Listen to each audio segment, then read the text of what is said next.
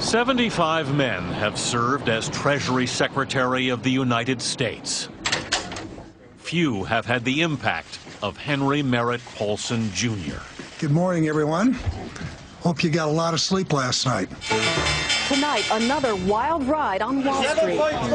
Stock prices plunge again. All eyes are on AIG. It's now 8 straight losses. In 2008, as the global economy teetered on a precipice, he became the face of the financial crisis. We must now take further decisive action. People can remain confident in the soundness and the resilience of our financial system. The turmoil will not end quickly, and significant challenges remain ahead. Witness for today's hearing. He was still answering for his decisions at a hearing on Capitol Hill last week. We worked hard for these tax dollars, and now these guys who screwed up everything are getting bonuses. How did you feel about walking out of this place finally? Paulson left the Treasury last January. I was in some ways ready to go. After a turbulent 2.5-year tenure. We did things that were unpopular at the time, are even more unpopular today as the public has gotten angry. In his first television interview since stepping down, he acknowledged history is judging him harshly. And you think that anger is justified? I tell you, I understand that anger. The crisis tested Paulson, a prince of Wall Street and ardent defender of free markets. As we develop plans to purchase equity, he became perhaps the biggest government interventionist of modern times. King Henry became the bailout king. Did you find yourself sort of wrestling with your economic and political philosophy? I didn't have to wrestle. I didn't think a lot about theory. I just understood how bad it could be. And so I just felt like I was racing against time with inadequate tools and authorities to try to stave off disaster. Critics have accused him of lurching from crisis to crisis. Paulson has spent the past year answering them, writing a book he calls On the Brink.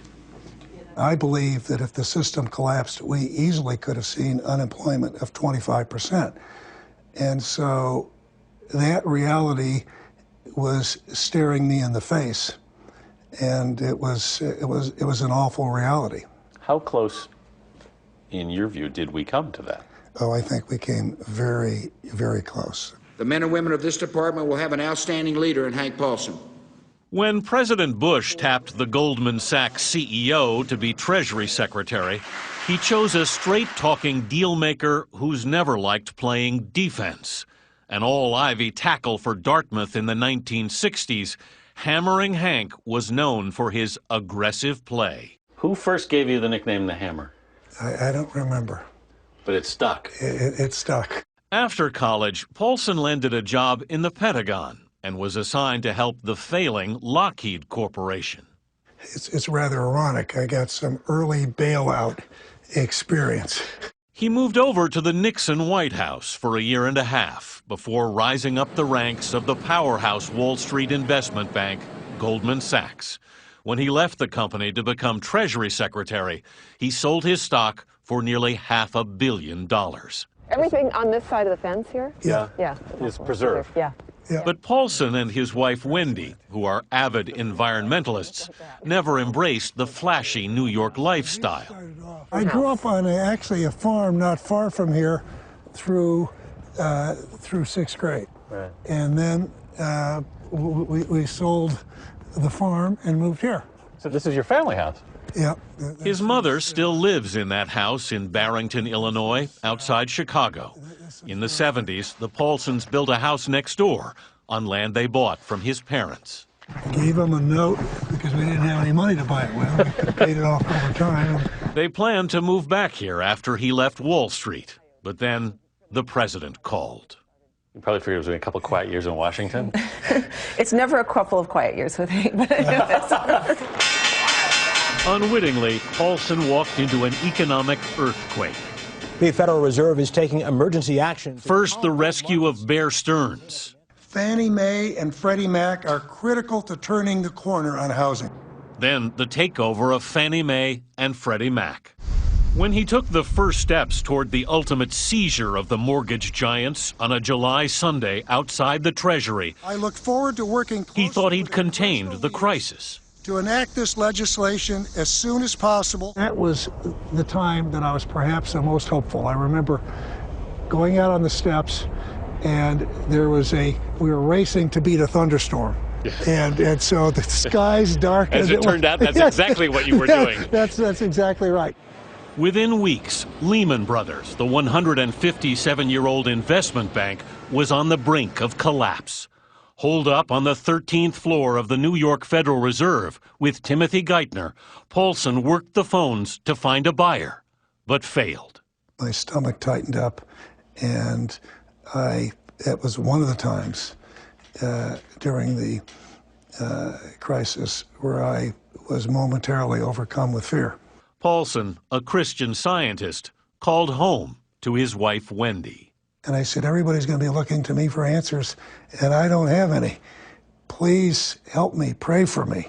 Boy, that was a dark, dark hour. This is going to be one of the watershed days in financial markets history. It would get darker. When Lehman went under the next day, the stock market plunged more than 500 points. It didn't help that Paulson implied he'd been unwilling to save Lehman.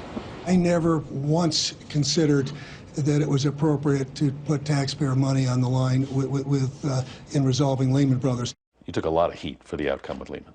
The French finance minister called it horrendous. These critics look and say, well, look at Bear Stearns, look at AIG, why not Lehman? But the fact situation at Lehman was very different. That no human being could have worked any harder than I did for a long period of time to help Lehman Brothers. Paulson insists that without a buyer, the government had no authority to help save Lehman.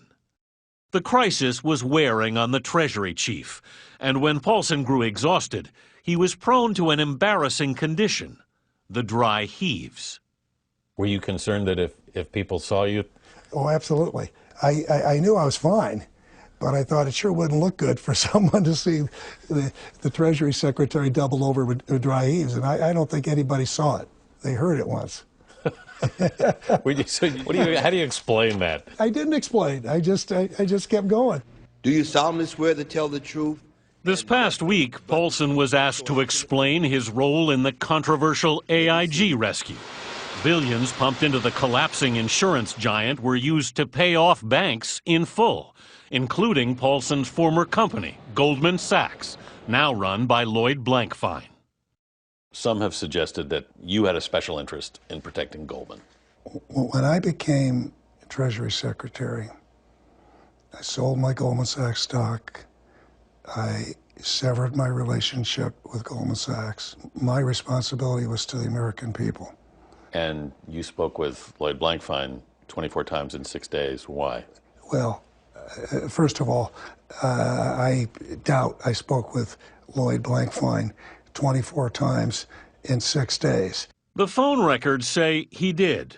Hi, David, it's Hank. But they also show he talked constantly with Wall Street executives, he says to keep track of the markets. But many will remember him only as the man who bailed out the banks. And I will tell you right now and tell the American people, they're not going to lose a dime on the money that we put in those banks. History may prove him right. Most of the major banks have already paid back the TARP money with interest. They're also paying themselves billions in bonuses again.